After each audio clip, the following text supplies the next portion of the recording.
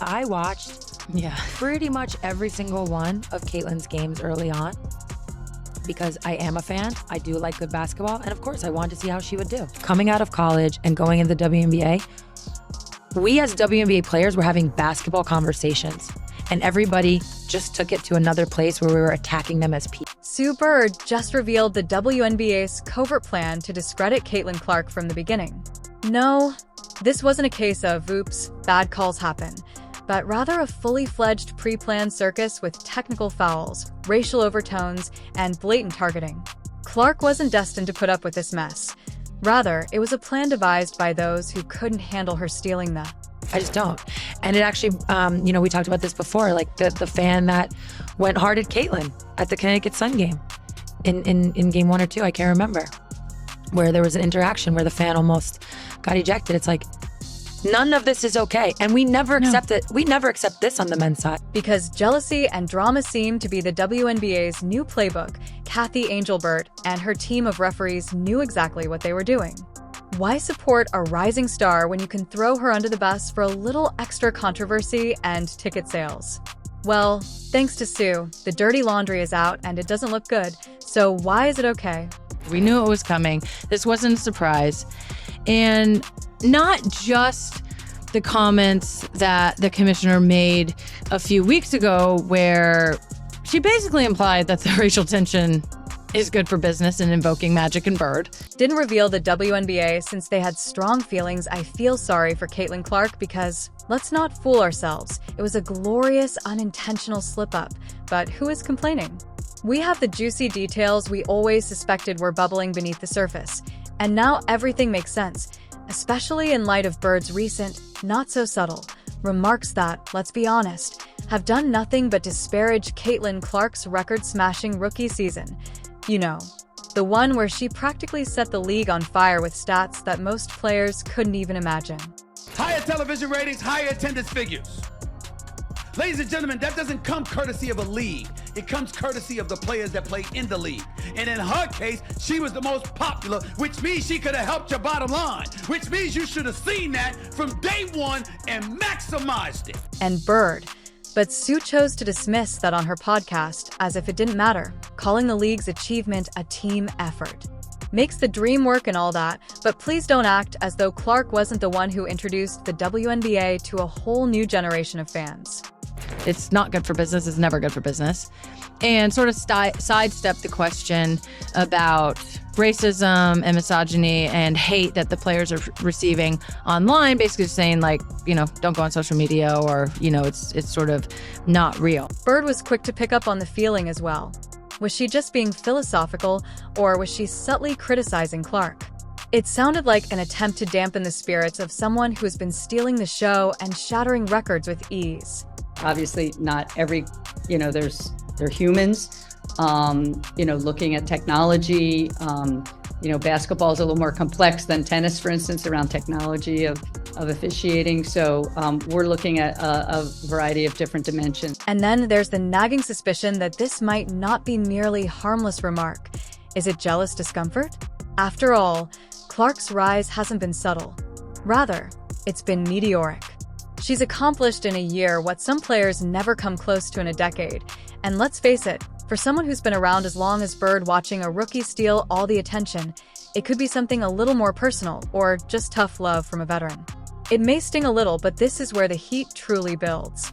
The larger question goes beyond Bird's remarks and concerns whether the WNBA's leadership was covertly trying to prevent Clark from becoming overly prominent. This may be a conspiracy theory, but let's also consider facts like the fact that Caitlin Clark, a once-in-a-generation rookie, received the news of her Rookie of the Year award over the phone during practice. I got a technical for basically being mad at myself because I missed a three and then I went and hit the backboard, and he told me it was disrespectful to the game of basketball. And then there's the nagging suspicion that this might not be merely harmless remark. Is it jealous discomfort? After all, Clark's rise hasn't been subtle. Rather, it's been meteoric.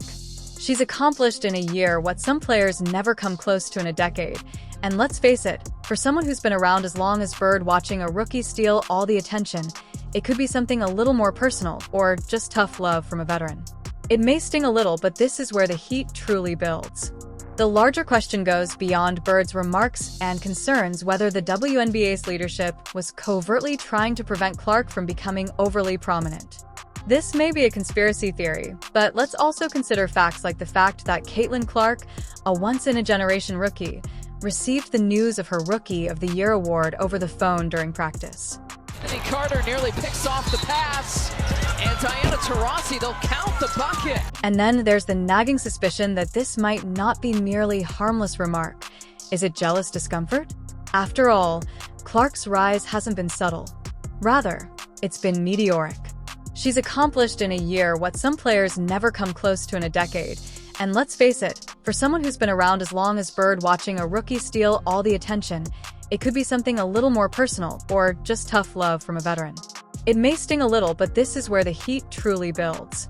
The larger question goes beyond Bird's remarks and concerns whether the WNBA's leadership was covertly trying to prevent Clark from becoming overly prominent.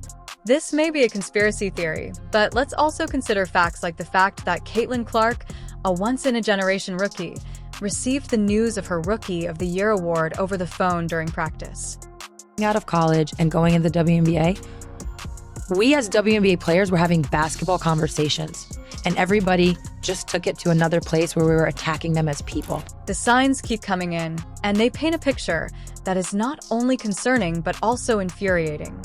Was the WNBA attempting to control Clark out of concern that her quick rise would overshadow their carefully crafted narrative of collective growth? If so, that is a decision that is as perplexing as it is counterproductive. Clark is not a threat to the league. Rather, she is its greatest asset, attracting new fans, increasing ticket sales, boosting TV ratings, and providing everything the league sorely needs. But rather than celebrating her, it appears that they are hesitant, almost afraid to let her shine too brightly. MHM. There is one thing I want to reset, that we want to reset, and it's the language being used around fans.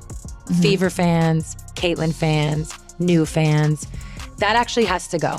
That has to go. I understand why at times it's been used. It's kind of just when you're in an interview and you get asked a question, it's kind of easy to go, oh, the Fever fan base. Yeah, what do you mean by that? That has to go. Oh, these new fans. It has to go because it's not the Fever fans. It's not Caitlin. But here's the worst part. The WNBA wouldn't have experienced the current wave of excitement without Caitlin Clark. So even though the leadership may believe they are defending the brand, they are actually hurting themselves because the players are the brand. Without them, the league wouldn't exist, there would be no audience, and there would be no future. The quiet announcement of Rookie of the Year and the dubious officiating substitute the message sent by the Birds' contemptuous remarks is as clear as it is annoying. Slow down. Caitlin don't upset anyone, yet they must confront this reality. Whether they like it or not, Caitlin Clark is leading the league to new heights and doesn't just rock the boat, she is the boat. If they can't accept that, they will be the ones to sink. And when you have that, you have a lot of attention on you. There's no more apathy. Everybody cares. It is a little that Bird magic moment, if you recall, from 1979 when those two rookies came in from a big college rival. The NBA's commissioner, Cathy Engelbert, has a knack for stirring things up, and not in a good way. Her leadership style is akin to that awkward relative who always says something embarrassing at family get-togethers. One example is her obsession with rivalries as the league's ticket to relevance.